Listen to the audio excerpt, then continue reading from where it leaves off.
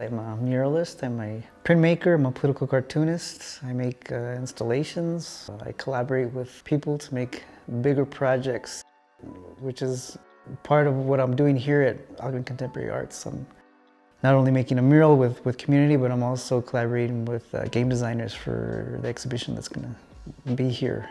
My work tries to unveil the histories that have been either whitewashed over or blatantly erased. My people are from the Southwest, they come from Mexico, and I would like to be the one that concentrates on those specific history paintings and talk about the idea of the Chicano and that experience.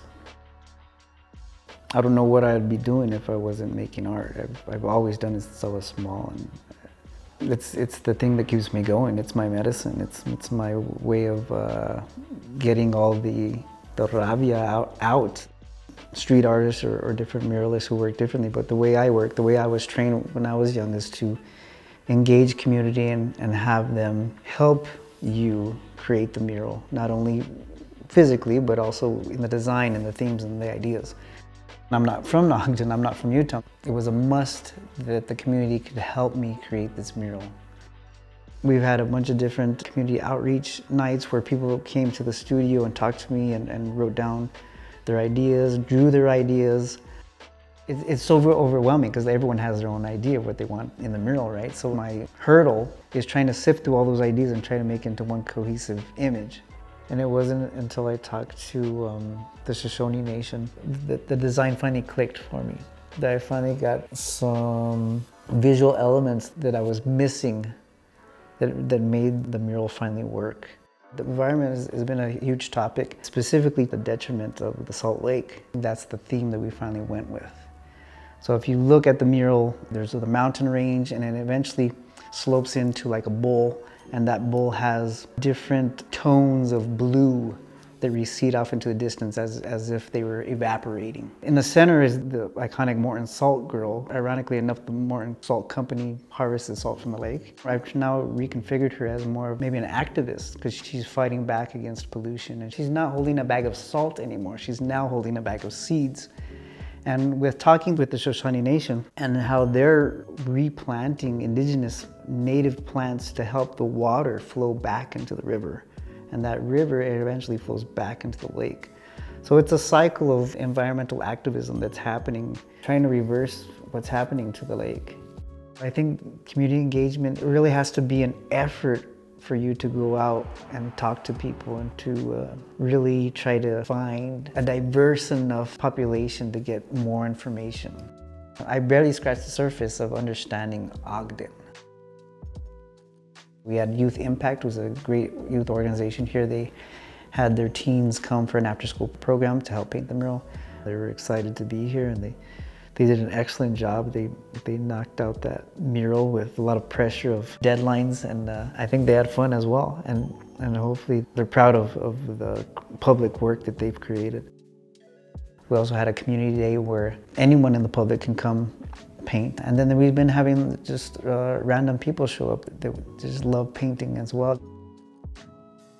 Weber State had their class come down here, and there was so much dialogue happening. There's so many great conversations that were coming out of that classroom.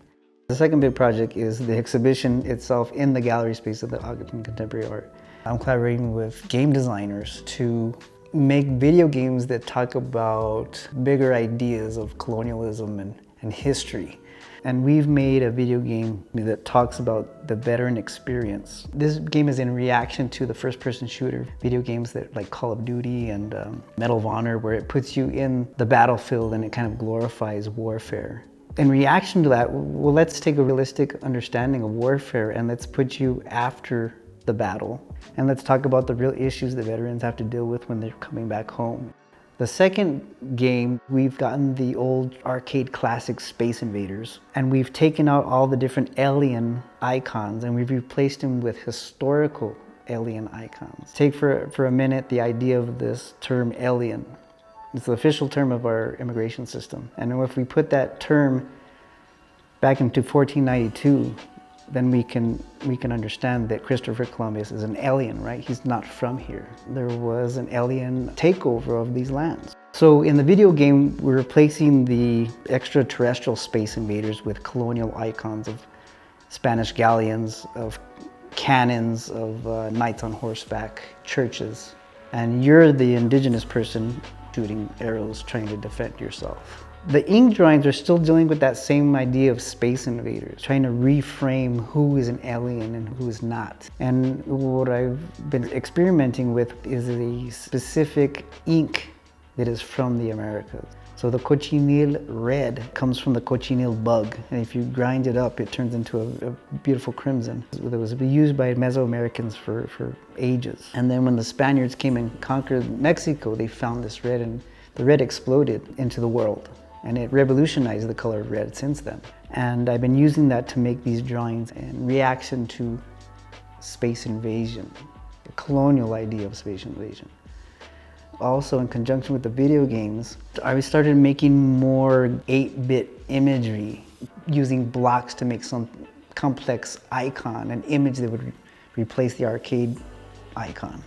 Using something that looks very digital in contrast with an ink that is very ancient. Playing these video games, hopefully there's a dialogue that starts happening. We start questioning and start thinking a little bit critically about history and these terms that we use. I feel really honored to be OCA's second artist in residence and to be able to come here and collaborate with the community. And it's not only me coming to the residency and working, but it's my whole family coming, living and working in a whole new space. There's not that many residencies that let you bring a whole family with you. And I'm going to leave my imprint, my stamp, my style here for the community to share. But hopefully Ogden understands that it was made by them as well. It's not just me leaving them something, but they've created something in collaboration with me.